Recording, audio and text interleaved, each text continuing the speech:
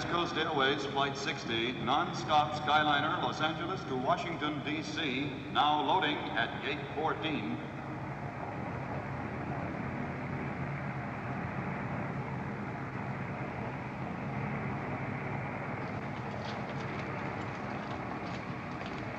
This is the third and final call, Transcoast Airways, Flight 60.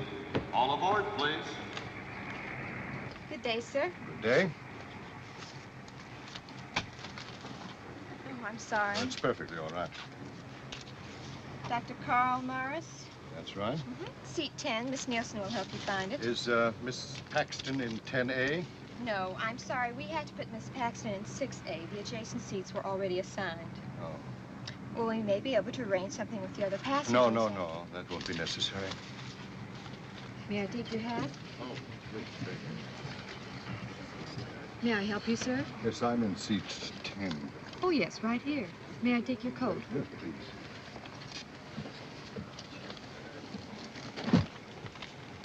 May I help you, sir? Hiya. Got a stall for me? Endicott. Tom Endicott? Yes. Yes, sir. May I see your ticket, please? 6 up forward and to your right next to the window. Thank you. We hope you have a very enjoyable flight.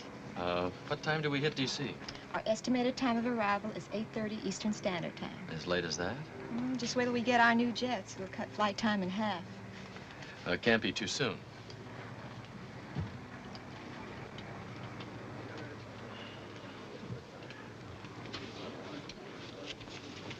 May I help you, sir? My seat seems to be occupied. What number do you have? 6. Oh, I'll see if I can straighten it out. Excuse me. Pardon me, miss, but I believe you're in the wrong seat. Isn't this 6A? 6A is on the aisle. Oh, I'm terribly sorry. Oh, I don't mind sitting in the aisle seat if it's all right with you people. Certainly, sir. May I take your coat? Thank you.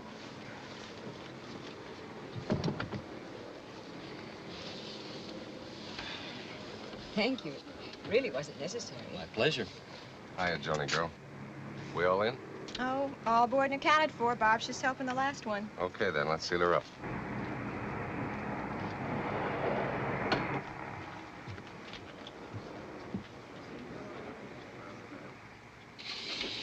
Hi, Ray. Hello, Captain.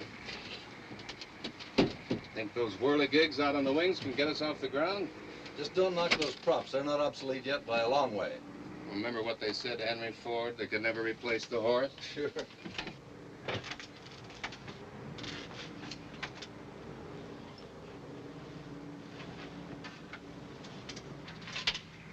What are you doing, bridegroom? Checking the wedding invitations? You're my best man. That's your responsibility. Well, in case you're interested, the airplane's ready to go. Oh, I am, mildly. Nothing like flying jets, though. Don't get a swell head yet. You've still got to make it through transition school. You promised to help with my homework, so how can I miss? Shall we have a go, chaps? Number 3, all clear.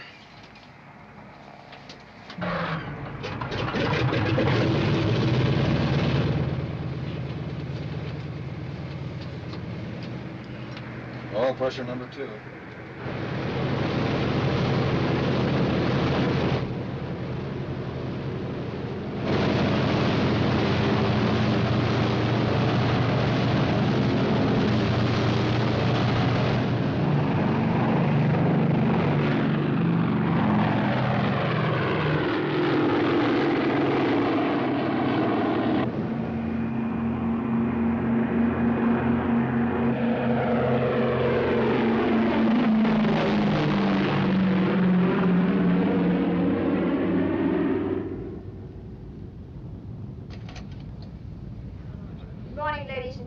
Welcome aboard your Transcoast Skyliner. This is your stewardess, Joan Agnew, and your other stewardess is Barbara Nielsen. Our pilot is Captain Henry Norton. Our first officer is Jack Peters. Our flight engineer is Ray Hauser. We will be flying at approximately 22,000 feet non-stop to Washington, D.C. Our estimated time of arrival is 8:30 p.m. Washington time. If you have any further questions, either Miss Nielsen or myself will be glad to answer them. Hope you enjoy your flight.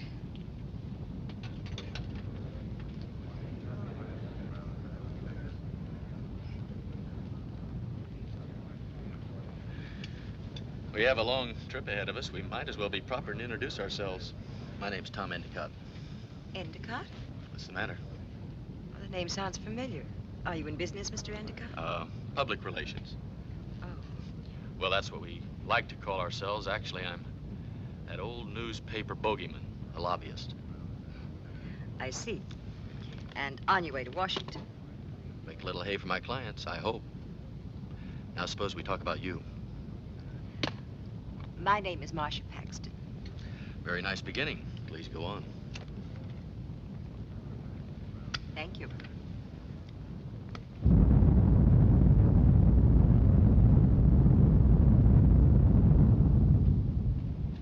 Transco 60 over Bryce at 5-7, 22,000 IFR. Estimate Denver at 1343 over.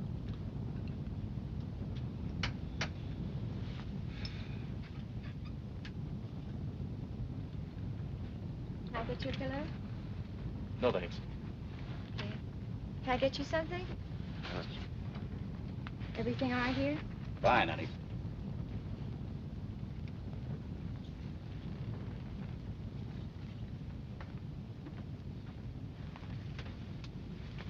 How you doing, Bride? Not for 3 more days yet. No, but the countdown's already started now. You're committed. Nothing can save you. Who wants to be saved? And marrying a co-pilot yet. Oh, don't you get enough of airplane drivers during working hours? Out of my boy Jack. You sound like you love the guy. What else? Let me give you a little advice. Brace yourself. Once you're hooked, you're going to find out that taking care of 100 airsick passengers is a lot easier than managing one husband.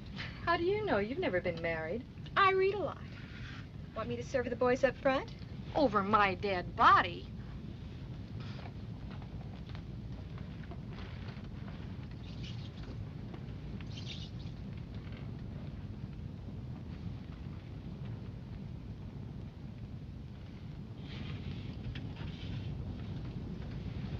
Hey, lover boy, here comes your bride. Well, what have we got here? Refreshments for the working men. Working men. My flight engineer's logging more sack time, and my first officer's already flying 10,000 feet higher than we are. Hey, none of that, not on my ship. For the sake of the passengers, you two are going to have to pretend you've never seen each other before. Impossible. How are things back aft? Perfect.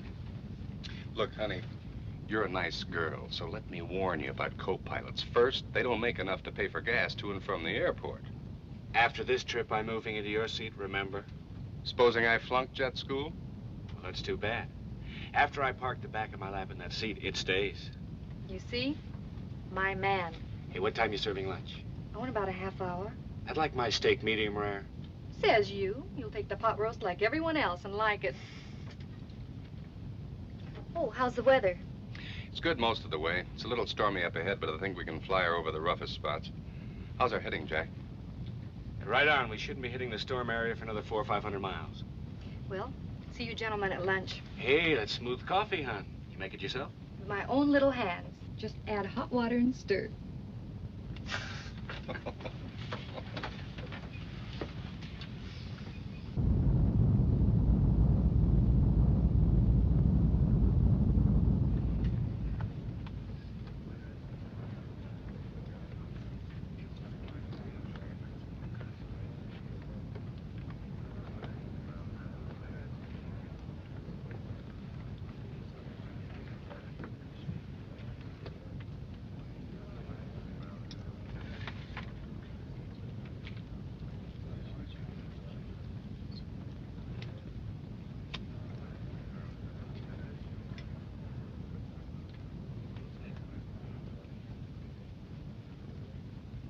Mind if I smoke? Mind if I smoke? What? Oh, no. Thank you.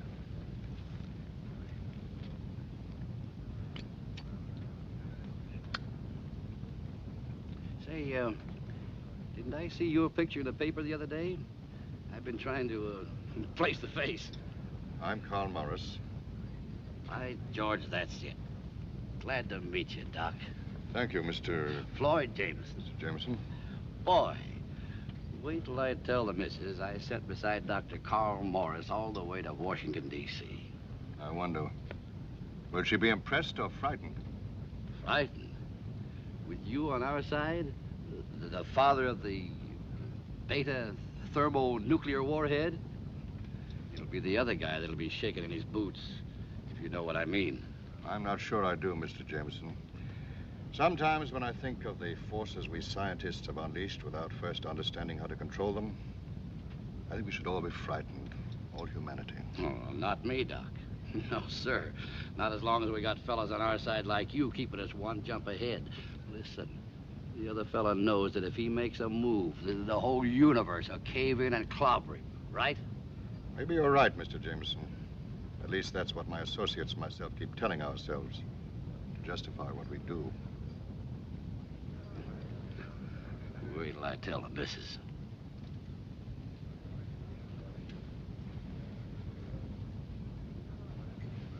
Helen, do you know who's sitting back there? Dr. Carl Morris. Maybe I should talk to him. He looks just like his picture in the paper. Do you think he'd believe me? Walter, please don't start again. Please don't. But don't you see, he may be my one last chance. I've been writing to the newspapers every day for months now, calling the radio stations, but they won't listen. They just won't listen. You promised to try to forget all that. The doctor said you were to rest. Oh, if only I could get Dr. Morris on my side. That's why we're taking this trip, Walter, back to the farm where you were born. We'll find a good, simple life there. We'll send for the children and settle down, close to the soil and to God.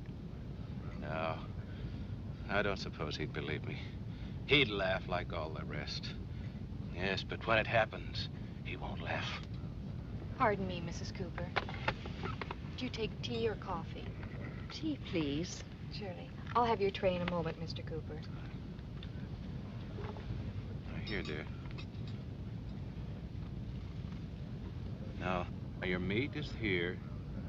Your rolls and your butter over there. And over here is your salad. Now, you go ahead and eat, dear. Don't wait for me. Only I could tell the people of the peril that we're in. Make them listen. They'll never see it until it's too late.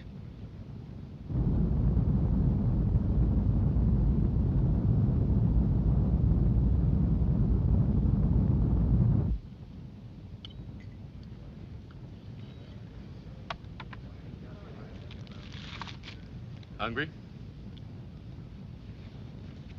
I'm a little curious about something.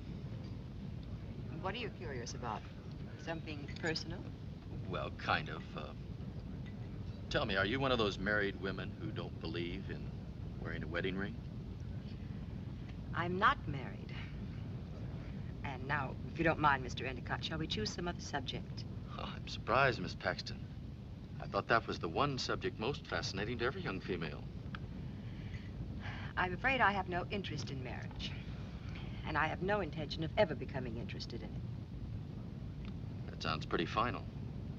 I suppose you do have strong personal reasons. I do. But they're not just personal, they're general. If people would only stop to realize... Oh, I'm sorry. There's no reason why I should... Oh, that's all right. Forget it. Eat your lunch. Tell you what, later on I'll buy you a drink in the lounge.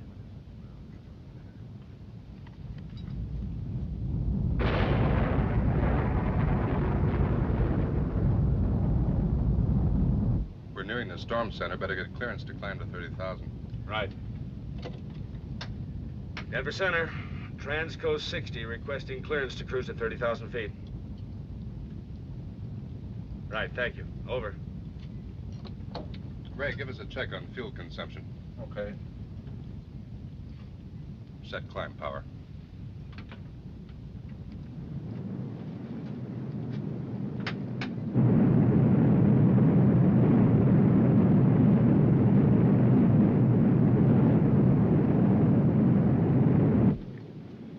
Thank you. Thank you. Well, it's getting dark already. Does that bother you?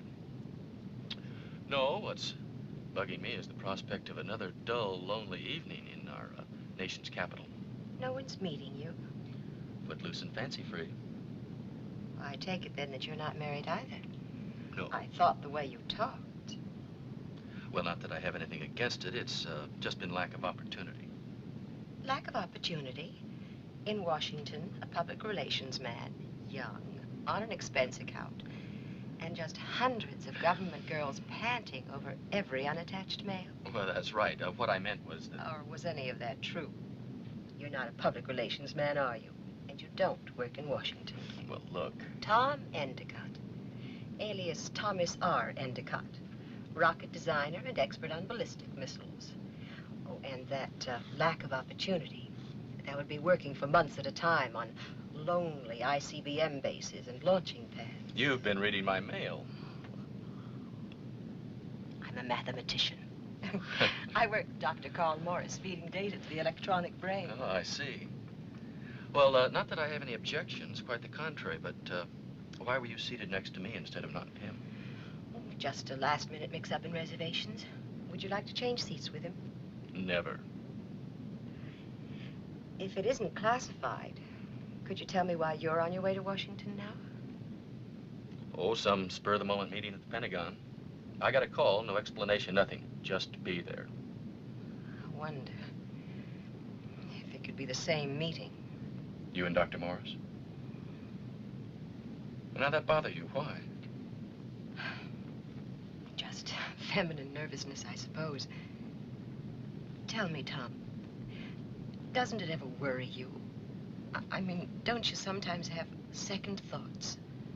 About what? About your work, the significance of it. You mean rocket propulsion, missiles? Oh, I don't know.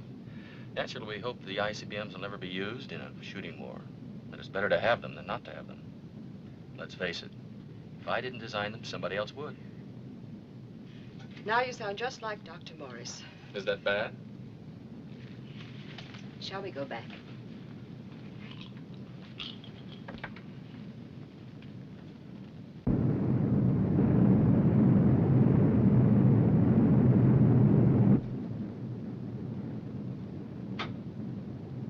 All right, level her off.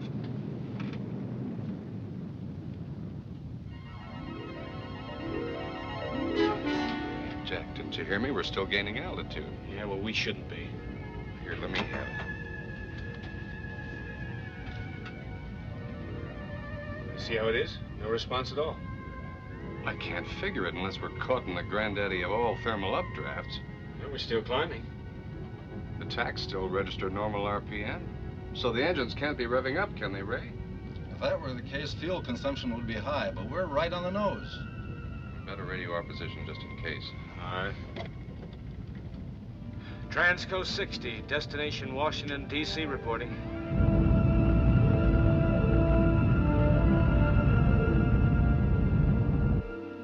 Paul. Mr. Manson.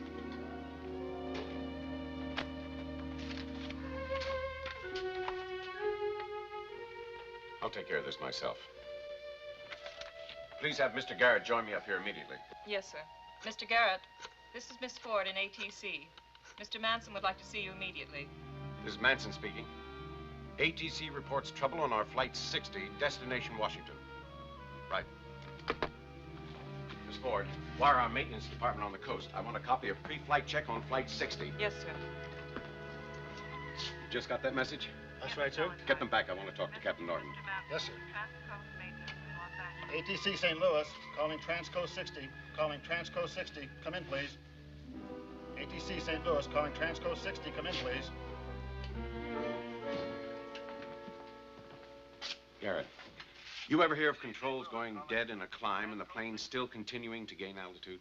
Never. I'd say it was impossible. Well, apparently it's happened on our flight 60. At least that's what Captain Norton reported. Sir, I have them. This is Manson, Hank.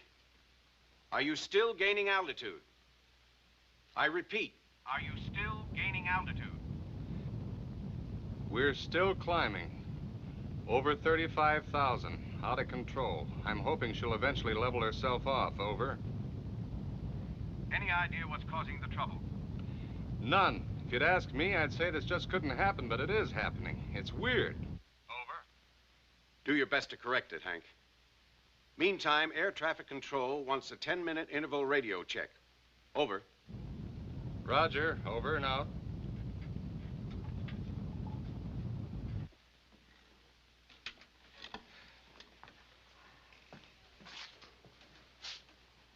What do you think? Like Norton says, it's weird. It's the most dependable ship in the air. It had a complete checkout before takeoff. Well, I'm glad Hank's the pilot. He's the best we have. If anybody can bring her out of it, he's the man.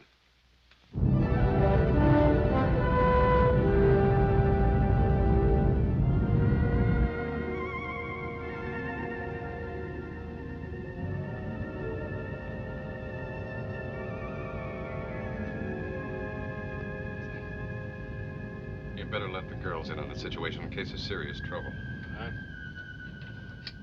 Attention, stewardesses Agnew and Nielsen. Will one of you report to the captain?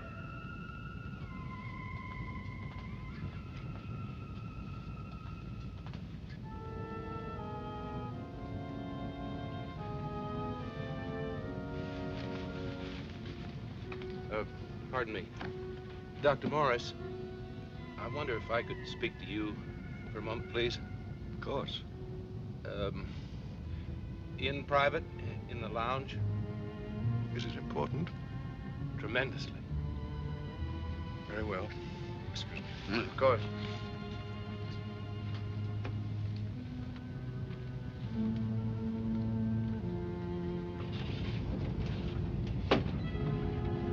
What gives? Trouble. Bad? Don't know yet. You don't know. Well, we can't slow our rate of climb, so we can't level off. Well, there's no sweat so far. I'm hoping she'll eventually level herself off at absolute ceiling. If so, no harm done. Want me to brief the passengers? Oh, no, not yet. There's no sense worrying them until we know what's going to happen. You better keep them in their seat belts, though. And you and Joan break out the oxygen bottles in case anyone faints. All right, Captain. We'll try and keep them happy.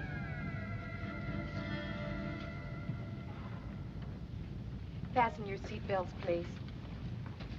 Fasten your seatbelt. Fasten your seatbelt, please. Fasten your seatbelts. Fasten your seatbelts, please. Fasten your seatbelts, please. Fasten your seatbelts. You see, our trouble is that we've grown soft, spineless. The situation is just too tough. We haven't got the backbone to stand up and defend ourselves as we have in the past. We've just got one hope left. You. Me? I don't understand. Well, I read the interview you gave the newspapers. Oh, I couldn't put it down. I even dreamed about it afterward. Oh, you mean my discussion concerning the possibility of... Building the big egg, the beta bomb. Well, that was merely a scientific discussion. No one has built such a bomb or even tried to. But you said it could be built. It is a possibility, yes. Then you're the one to do it, Doctor. The only one who can. You've got to persuade them. It's our one last chance. And this is the idea that you wanted to discuss? Well, only part of it. And what is the other part? What we do with the bomb after we've built it. We can't give them the chance to build it first and then sneak over and drop it on us. No, we have got to drop the A-bomb first, on them. Wipe them off the face of the earth. You're out of your mind. No! Don't say that to me. I've never let anyone say that to me. Not even the doctors in the hospital. I'm sorry. I didn't mean that. It's just that if the bomb is built, it can only be used for defensive purposes, or to retaliate for an attack against us. To consider even for 1 second unleashing such a horror under any other circumstances, it's unthinkable. You, doctor of all persons, should understand me. It's the only sure way. No. It's no way at all, believe me. And I, of all men, should know. Pardon me, gentlemen. Would you mind returning to your places and fasten your seatbelt? Is there anything wrong? No, this is just a precaution. We're flying above a storm, and the captain doesn't like to take any chances. Very well. Thank you. Don't forget what I've said, Doctor. You'll come around to my way of thinking.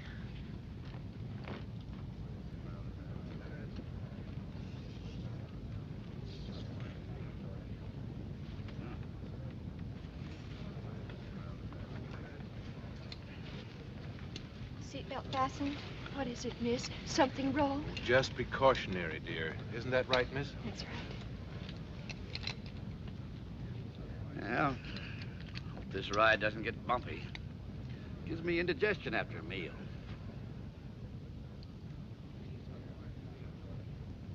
Everything okay? Yes, thanks. May we smoke? Certainly.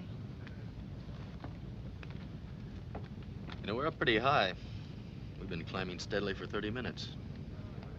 So that's it. I was wondering why I had butterflies in my stomach. That's funny. We should have leveled off by now. You're not trying to frighten me, are you? No, I'm just the suspicious type. The guys up front know what they're doing. Hank, look at the altimeter.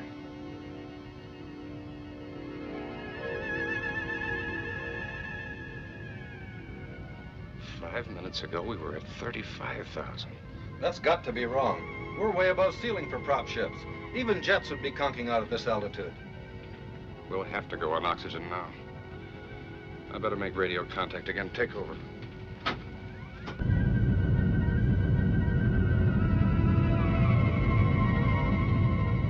I repeat, we can't stop climbing. We are now at 45,000. There's no way to explain it, but we keep going up faster every second. Can you hear me? Hank, am I reaching you? Keep trying to reestablish contact. Calling Transco 60. Calling Transco 60. Will you come in, please? I'm sorry, sir. I'm afraid we've lost them. Check them on radar scope if you can. I want their exact position. All we can do now is wait. We're helpless. Miss Ford, have them teletype a list of the passengers on Flight 60. Shall I type up an emergency form? I guess you'd better.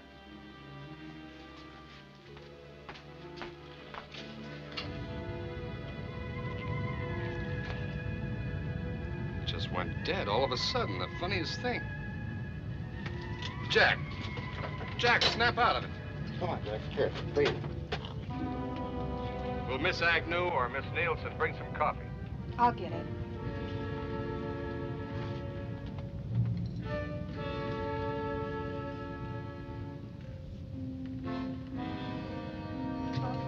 Yes, thank you.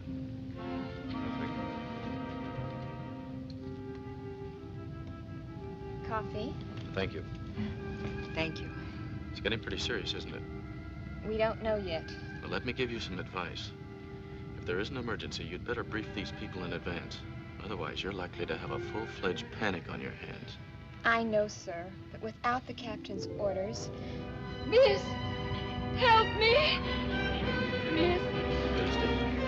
Help me! It's Walter.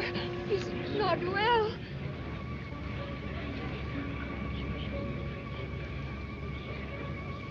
Pulse is normal, regular. We're up pretty high. Could it be oxygen starvation? It could. Walter. Walter. It's going to be all right. Just going to give him a little oxygen.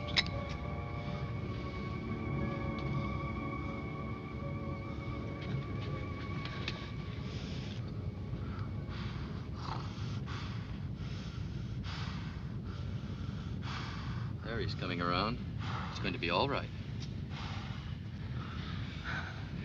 Here. You better take a couple of whiffs yourself.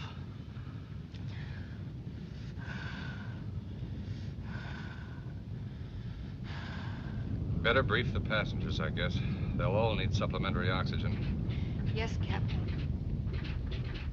What's that? Both starboard engines. They just quit. Can you blame them? There's no air up here. Number 1 and number 2 just died. This ship will drop like a stone now. Uh-uh. Look for yourself. We're still climbing. With 4 dead engines, that's impossible. It'd take a miracle to... A miracle.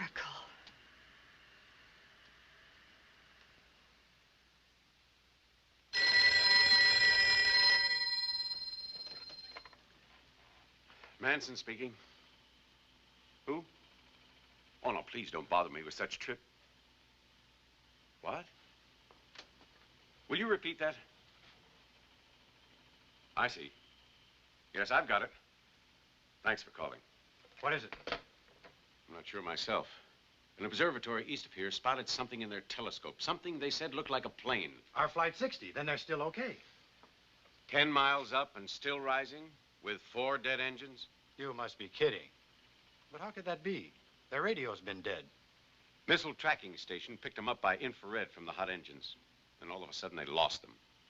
Now, what else could that mean at their altitude? Well, it could be they lost the signal. But how could a plane that big gain altitude without engines?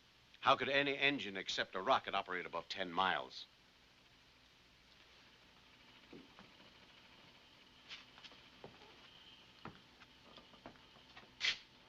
What are you doing? I'm calculating mentally. They're due at 8:30 Washington time. You, think they'll make it on time? Well, with 4 hours reserve fuel supply, that gives us till 12:30. If the engines are functional. Well, if they aren't, they'd have crashed or landed before now. I don't know. This whole business has a strange, abnormal ring. Well, I'm not giving them up. Not as long as they're unreported and still have fuel aboard. I hope that you're right and I'm wrong. Never wanted to be so wrong in all my life.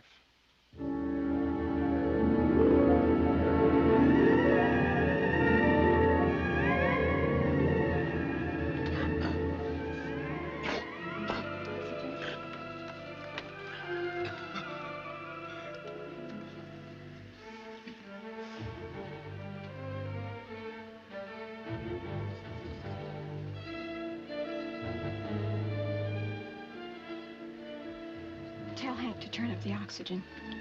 I think we're running out. We only carry enough supply for 15 minutes.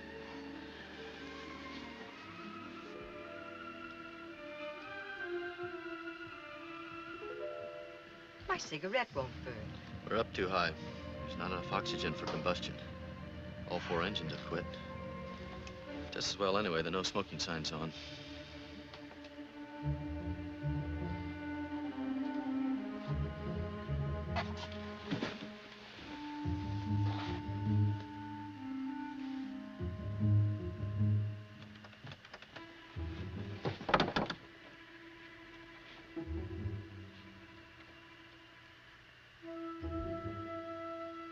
Sir, could you help me, please? How? I can't seem to get the door open to the pilot's compartment.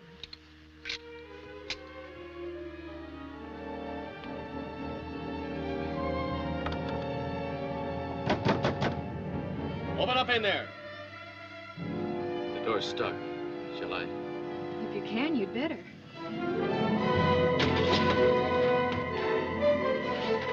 Jack? At least they left the ship on autopilot.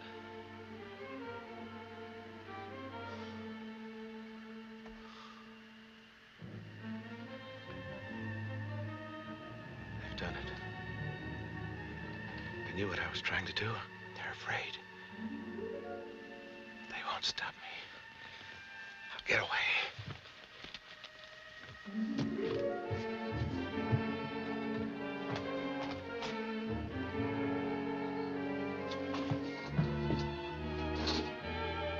Over 10 miles up. What can we do? I don't know. And in all fairness, you better let the passengers know what's going on.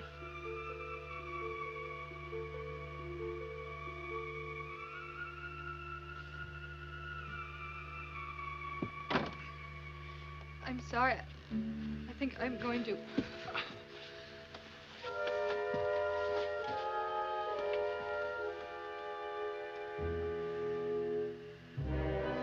Walter? Where are you, Walter? Walter? Walter? What's happened? My husband. Where is he? Don't worry. I'll find him for you.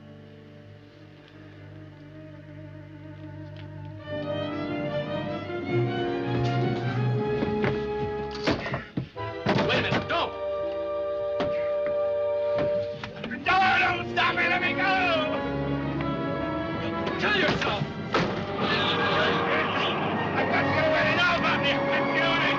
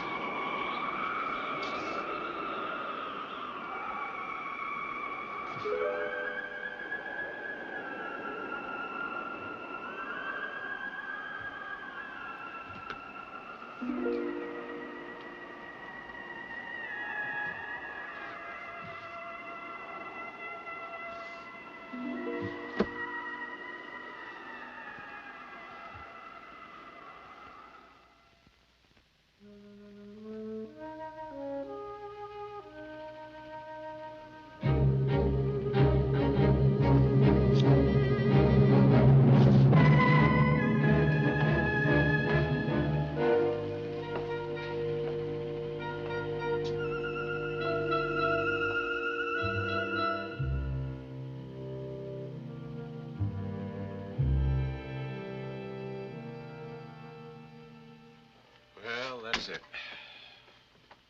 Not a word yet. But they've got to be down someplace. What do we do? Release the announcement. Maybe somebody somewhere saw something. I'll handle it.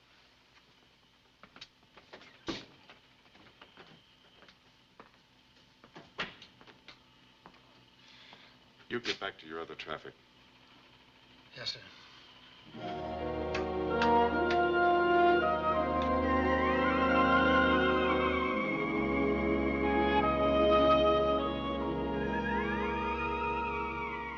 And here's a late news bulletin.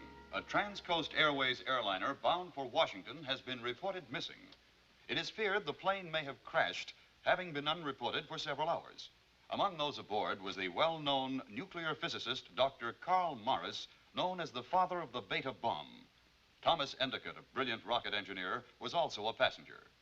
Dr. Morris was reportedly on his way to Washington with plans for a revolutionary new weapon.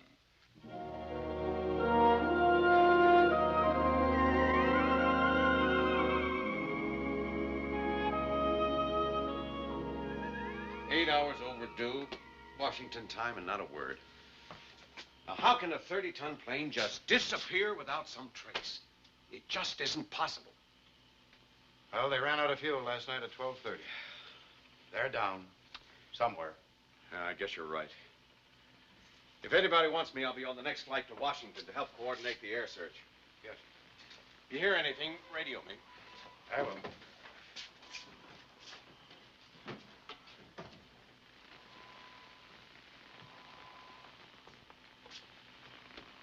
They've got to be somewhere. A big airplane like that doesn't just vanish into thin air. That's where they were, though, when we last heard. Thin air. 10 miles up.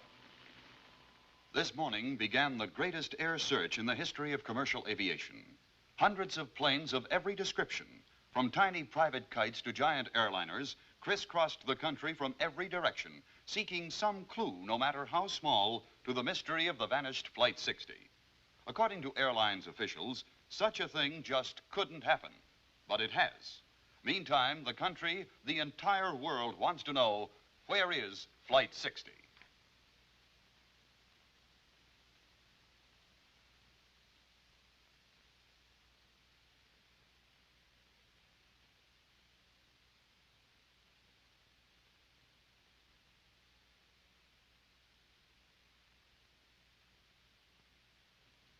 Marcia. Marcia, are you all right? Marcia, wake up. I must have fallen asleep. Where are we? I don't know. I don't have any idea myself. I just woke up.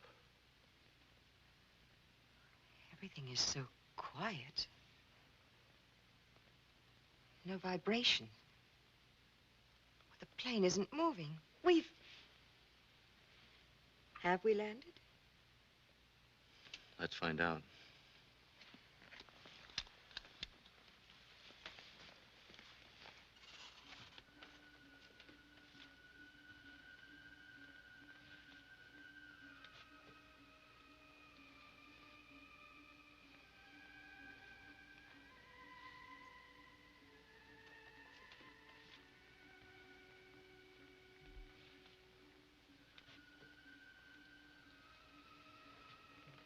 We seem to be the only ones who aren't. Dead? I'm not sure they are dead. Unconscious, asleep? Well, it may be a state of torpor or suspended animation. I've seen something like it in hibernating bears. From what? The high altitude, maybe. Are we up high? It doesn't seem to be moving at all. Tom, I'm scared. I'm scared to death. Could that be it? What? Maybe we're dead. I don't feel dead. How do you feel? Well, kind of peculiar, I admit. I wonder how long we've... It stopped. It's supposed to be guaranteed. What time? 6 o'clock on the dot. Mine stopped too. 6 o'clock on the dot. Coincidence? Or what? Our watches aren't the only things that have stopped. Tom, feel your heart. Why? Mine isn't beating. Well, that's nonsense. Yours has stopped too. Well, that must mean we're dead. I don't know. I don't know what any of this means. If we are dead, what about these people? Are they dead too? Why are we the only ones up and moving around? Maybe we aren't the only ones. If this plane got down in one piece, someone had to steer it. I'll look up front.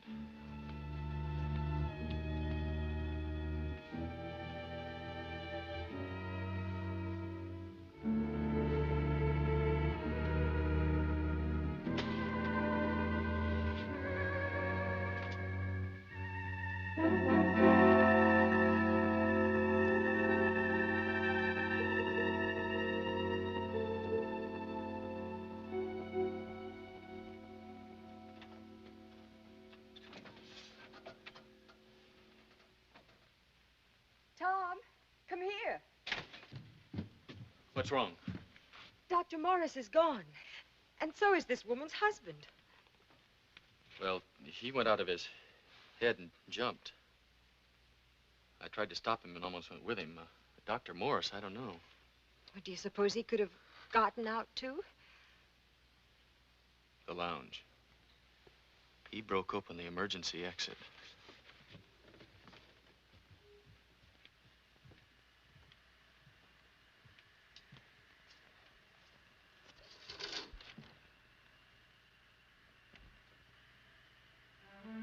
Dr. Morris.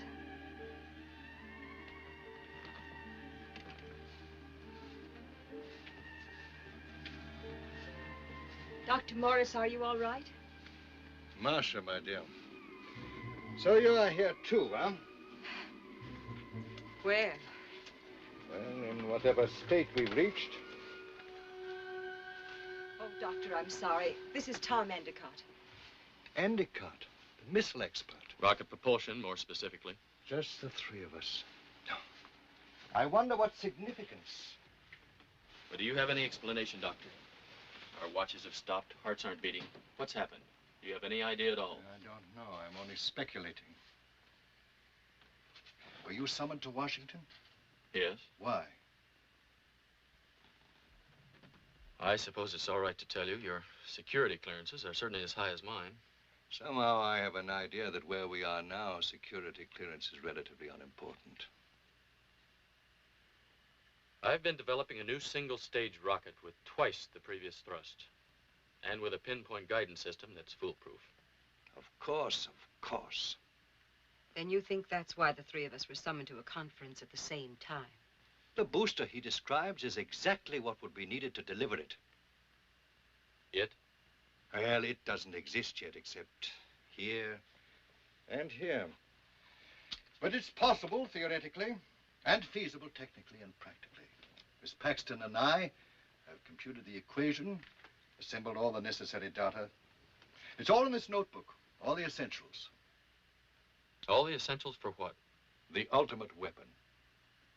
One multi-stage nuclear bomb, one giant warhead, to generate a series of progressive nuclear explosions to utterly devastate a predetermined area. Why do you call this the ultimate weapon? Because if delivered to the heart of any enemy country, this one bomb could wipe it from the face of this earth. The whole country, just one bomb? If attached to the proper rocket. And that you can provide. Killing is getting more efficient every day. And so are the killers. All three of us. Do you think we should be proud to tell that to our children? If we have children. Oh, now, really? You don't think for 1 minute anyone, not even the most rabid warmonger, would ever consider using such a weapon? Why were we called to Washington? If it were up to sick minds like Walter Cooper's, it would be used tomorrow. If it were ever to be built.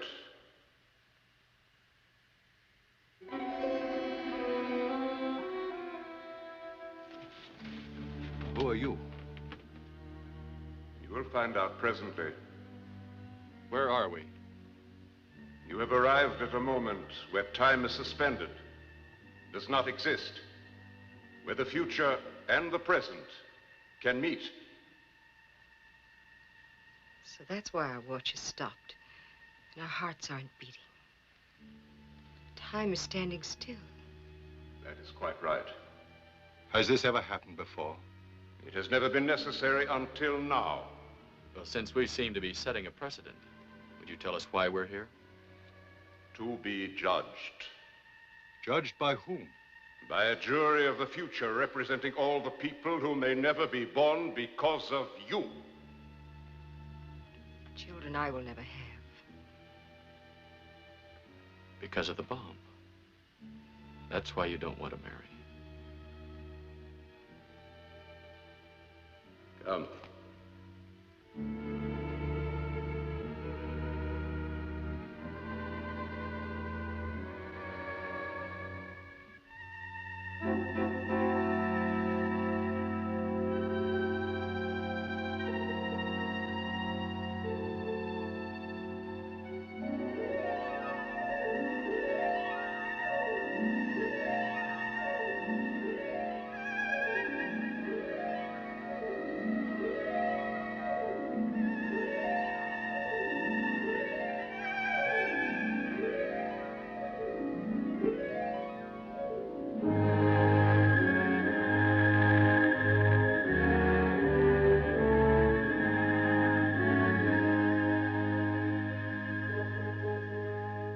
These are the accused, brought here for trial before you for the highest of high crimes.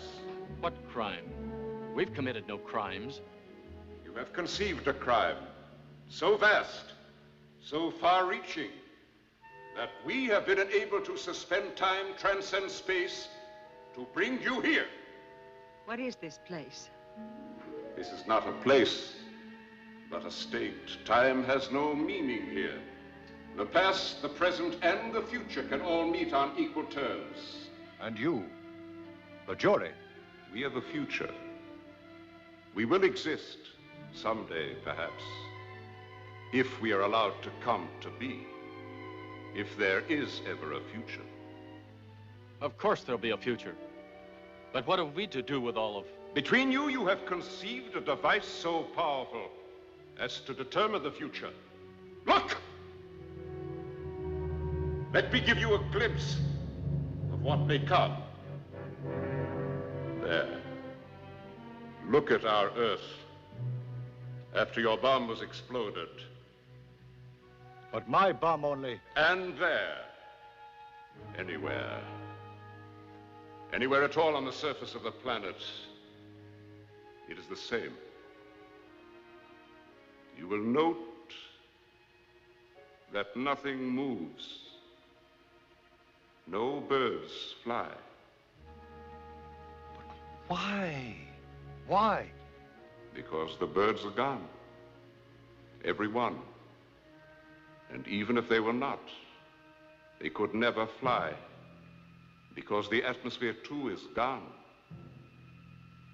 Nothing can breathe. All life is gone.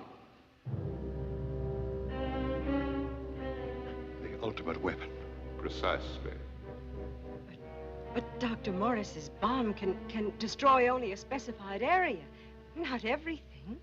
Suppose a small child were turned loose with a lighted match in a gunpowder factory. Could you Could anyone predict the extent of the resultant explosion? Only the maximum. The factory would be destroyed. Exactly. And you, my dear doctor, are that small boy. The lighted match is the notebook in your pocket, the equation in your head. Now can you calculate the results? The destruction of the planet, all life. And with it the future. The future in which we, in the natural order of things, would be born and live our lives.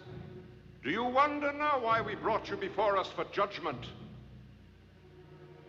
Do we have the right to say anything in our own defense? I cannot conceive of anything you might say that could possibly sway the jury's decision. But we grant you the right to speak in your own behalf. Then isn't it the usual procedure to try a criminal and punish him after a crime has been committed, not before? You think you've committed no crime? Dr. Morris has worked out a few equations in a notebook. I've made a few sketches and designs for a new rocket. Miss Paxton has made a few mathematical calculations. We haven't built the bomb or the booster for it. That's true. But you have conceived them. Yes. But whether they ever will be built, that's not up to us. The committees, the ones who will give it a green light or table it. How can you place guilt on only 3 people? There is the great misapprehension of your age, Mr. Endicott. The power for good or for destruction is inherent in the idea, the genius who conceives it, not with a minor official who approves or disapproves its practical application. Once conceived, an idea endures forever. Eventually, inevitably, it comes to be. So you see, it matters not who may momentarily expedite or delay the building of this weapon. One day it will be built, and the next day it will be used. And at that moment, we, the future, are destroyed. Perhaps the jury may wish to withdraw and consider the evidence.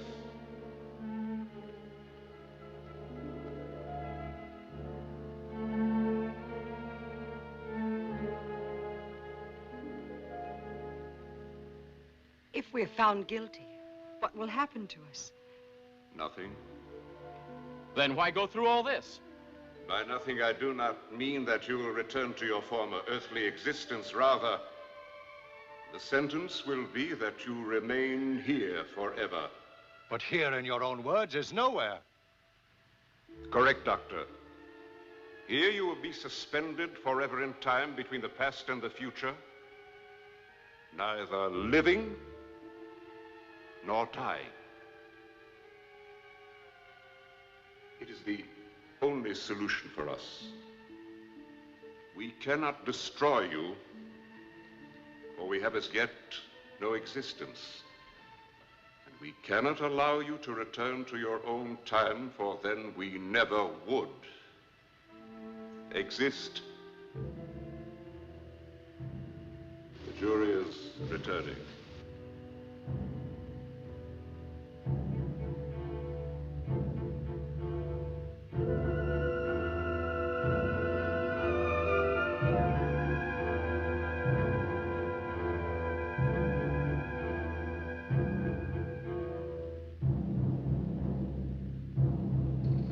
I don't know about you two, but I can't take this thing lying down.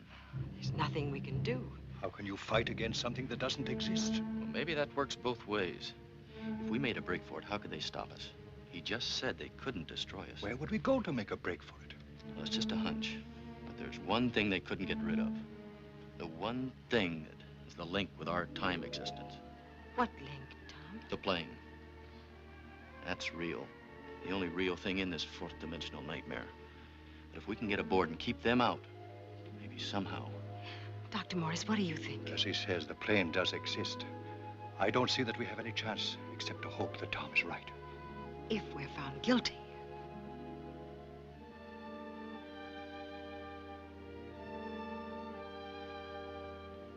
It is the unanimous opinion of the jury representing all the people of the future that the accused Dr. Carl Morris, Miss Marcia Paxton, and Thomas Endicott, charged with the highest crime, the destruction of the stream of life, are in truth guilty as charged.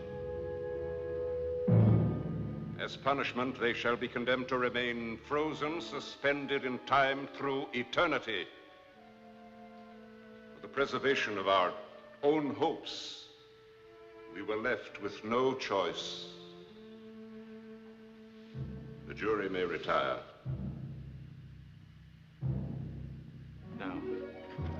Now's our chance. Head for the plane.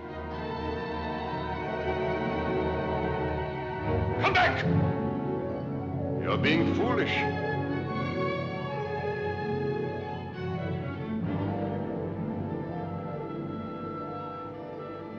There is no escape.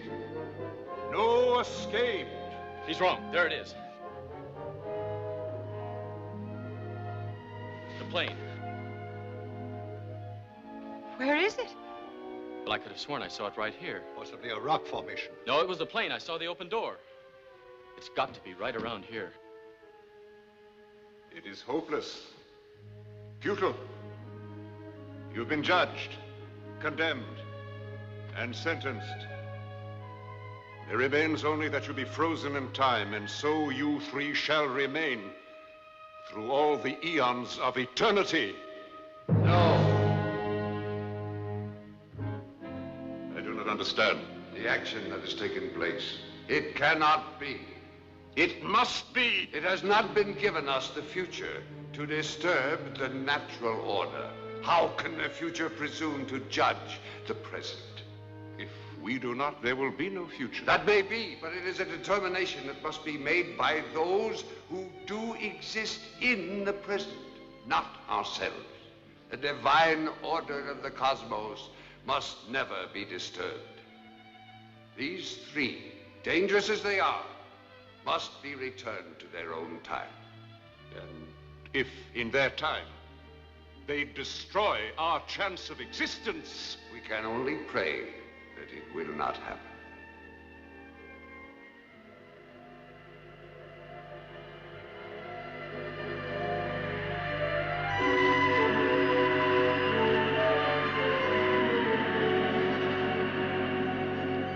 I think he's beginning to come around. Give him another whiff of ammonia. Are you feeling better, Mr. Endicott? How did I get back here? You've been in the same seat all the time, Mr. Endicott. You did have us a little worried, though. We did make it after all. Back to the plane. How did we do it? Do it? What do you mean, Tom? Are you feeling all right, Mr. Endicott? Of course I'm all right. Except for this pain in my head. Well, that was quite a bump you took. Bump? Yes. The plane hit a downdraft. You were thrown forward and hit your head. Well, you tell me how we got here. Got where? Back to the plane. What's the matter with any of you? Don't you remember? Dr. Morris, you tell them. I think you better sit down, Mr. Endicott. Marcia, don't you remember anything? Maybe you better sit back and relax.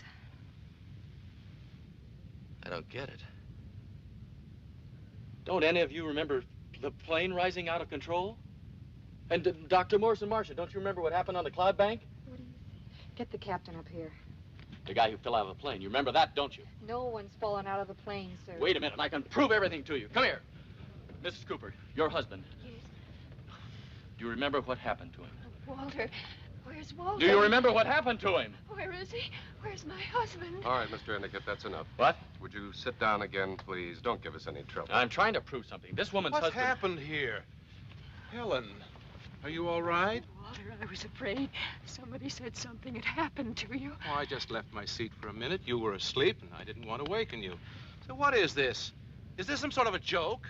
I'm sorry. Well, you can't go around making a disturbance like this. I know you got a little bump a while back, but let's be reasonable. What do you say? You gonna sit down quietly? Doesn't anybody remember anything? Now, you just sit quiet. We should be arriving in D.C. in about 30 minutes. But Are you gonna stay there? Looks like I have no choice. Now, you keep an eye on him. If he acts up again, I'll radio ahead for a doctor. Yes, sir. Would you care to change your seat, Miss Paxton? No. No, I'm sure he'll be all right now.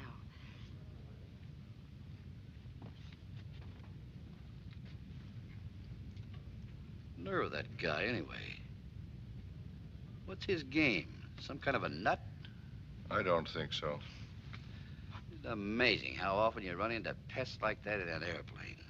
Pests? Yeah, you fellas that want to talk your arm off, and all you want is to be left alone. You know the type. I certainly do. You can't really blame them, can you? It was so real. Everything. Why am I the only one to remember? I think we should talk privately, young man. Please come back to the lounge. I didn't think there was anyone on this plane who still wanted to talk to me. You too, my dear. All right, Doctor. What was it? Well, some guy back there banged his head and came up with some weird ideas. It's time to get approach clearance from D.C. How's the radio, Ray? Checks out okay now. We're agreed on the details, then. Suspension of time, the judgment, even what was supposedly said, and our own replies. Oh, how could that happen? How could three people have exactly the same dream at the same time? It is strange, isn't it, Doctor? No more so than many other cases of extrasensory perception on record. We don't know how these things happen or why, but they do. And to just the three of us. Why not any of the others? Well, as I say, the study of ESP is still in its infancy. Perhaps one day we'll be able to explain these phenomena as we do radio or television.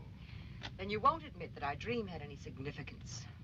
Undoubtedly, it sprang from the same thoughts that concern men of conscience all over the world today. I don't believe you. I don't believe it was a dream at all. It happened, I tell you. I'm sure of it. It was real. You're an engineer, a man of science, Endicott. How could such a fantastic thing possibly occur? What is your scientific explanation?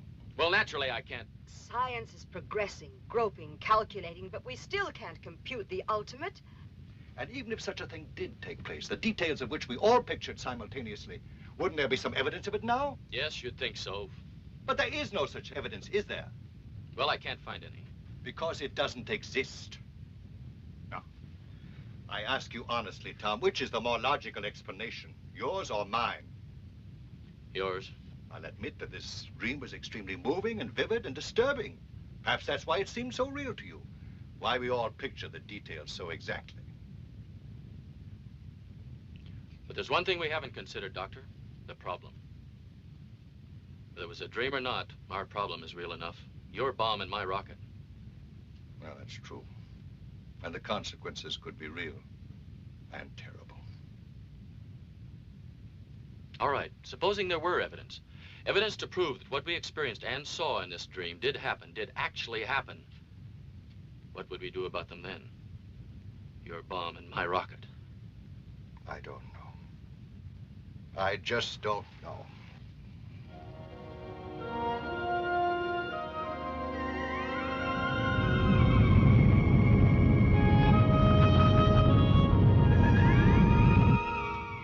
Still not too late, buddy.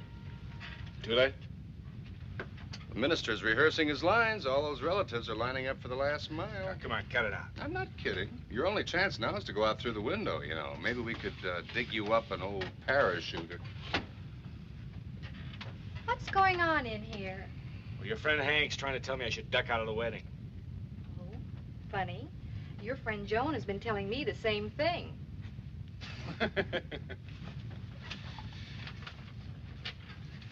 Transco 60, over Charleston at 17,000 IFR. Request approach clearance, ETA 2030, over.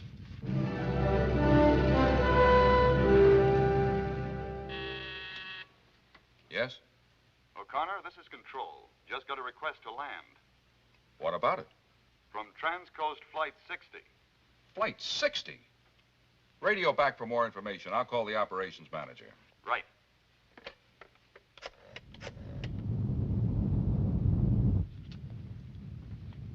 National Radio calling Transcoast 60, requesting more info on your ID. This is Transcoast 60, LA to DC, 17,000 IFR, over. Request personal identification. What is this? Transcoast 60, Hank Norton, Captain, Jack Peters, First Officer. Coming in for the last time on a prop job. Next time I ride in on a jet, and it can't be too soon. What's the matter with you guys? Have you lost your flight schedule? Must have a new boy there. Oh, miss, what time will we be in Washington? We're due to land in about 10 minutes. Yeah, right on schedule.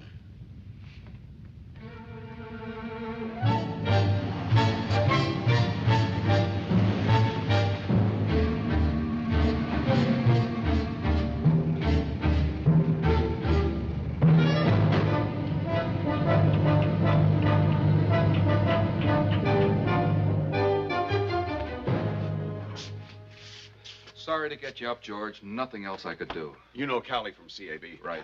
Anything new since you called? Got him spotted in the scope. Let's go take a look. Could it possibly be another plane? No, everything checks out all right. It's Flight 60. Everything jives with the data from L.A. Here it is. Equipment, personnel, number of passengers. Sure beats me. What about landing instructions? Where are they now? Well, somewhere about here, I'd say. Passed our last checkpoint about 5 minutes ago. Tower told him to hold at 4,000. What do you think? We'll clear them from landing, and we can straighten this thing out. All right. Give them the go-ahead to clear this flight. Cowley's orders. Right away. And also alert the emergency ground crew. Stand by. Transcoast 60 confirming landing clearance. Now leaving holding pattern for approach. Changing over to ILS. Over.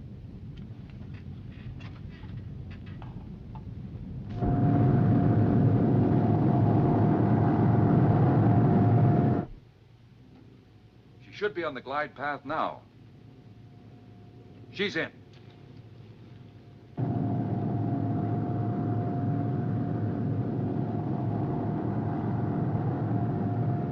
Yeah, that is our plane. Flight 60? Unless my eyes are deceiving me.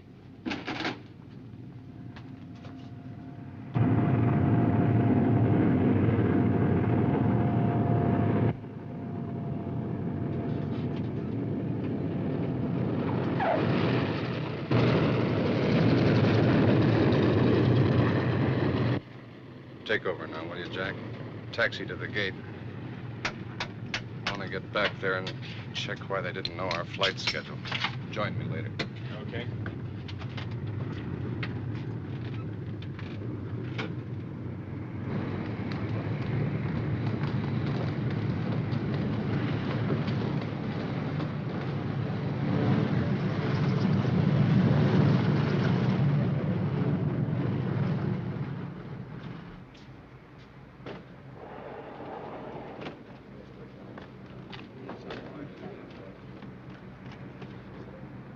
Mr. Madsen, I didn't expect to see you in D.C. I didn't expect to be here. How was the flight, Captain? Well, strictly routine. We lost a few minutes, but we made them up again. We touched down right on the dot. On schedule for the last time in a prop-driven plane. Why? Nothing unusual along the way? Unusual, except for some radio trouble and a little extra altitude, no.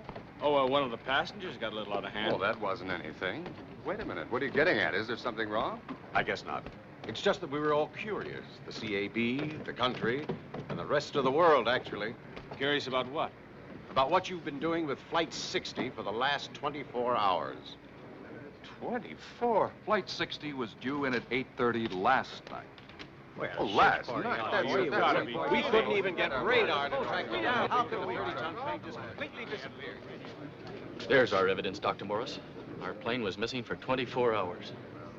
Now, are you convinced?